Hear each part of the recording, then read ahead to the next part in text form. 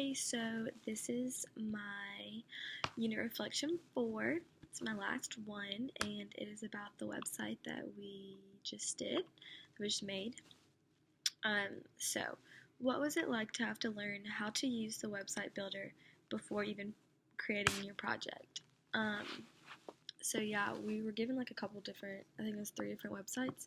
And the first thing I did was I just went and pulled up every single one of them and just kind of like scrolled through and saw like the templates because I knew I was going to use a template just because I knew that was going to be easier than starting from scratch.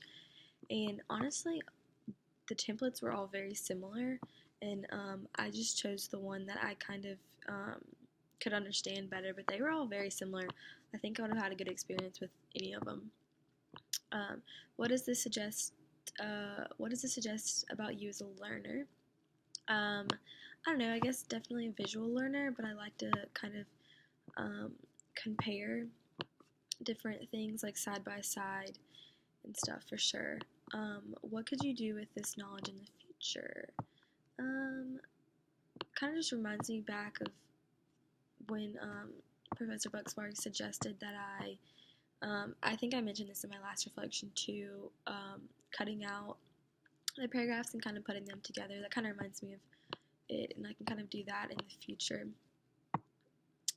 And it kind of is like comparing the different paragraphs and moving them and stuff like that. Just finding what fits my learning style best is what I'll definitely do in the future. But also kind of exploring like a different style of learning for sure. What was it like to transform a written essay into a visual argument? It's interesting, definitely. I've never really done that before. It's one thing to create a website, but to create a website completely from a paper is kind of hard a little bit. I just kind of went through my paper and just highlighted like important topics or like statistics or things that were just really important that definitely needed to be on the website. But then I also did more research that my audience specifically would be interested in and added that as well. So how did having a new audience affect the ease or difficulty? It was a little bit harder just because you had to be so specific and think about that. You weren't just working towards an academic audience, you were working towards like a particular group of people. So luckily I didn't have like a super hard, well, I don't know, millennials isn't that hard, but it was hard because with the information that I had, and as like millennials, you wouldn't put a lot of information on the website. It was kind of hard for me to like balance that with like pictures and stuff. But the listicle I think was probably like the strongest part because I kept it really short and simple, but like picked pictures and memes and gifs and all that were like super relevant to millennials and yeah, and my topic as well.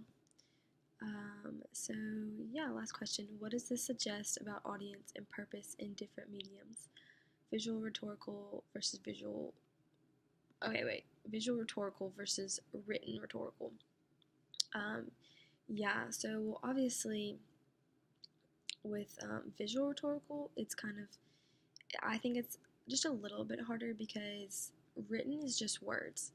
I did include some like graphs in my paper, but written, it's definitely the word choice that you use. But when it's visual rhetorical, it's like you kind of have to think about the picture and the image and what people are going to think, because they could take it a different, like when you're reading something, it's kind of different than when like someone is looking at something.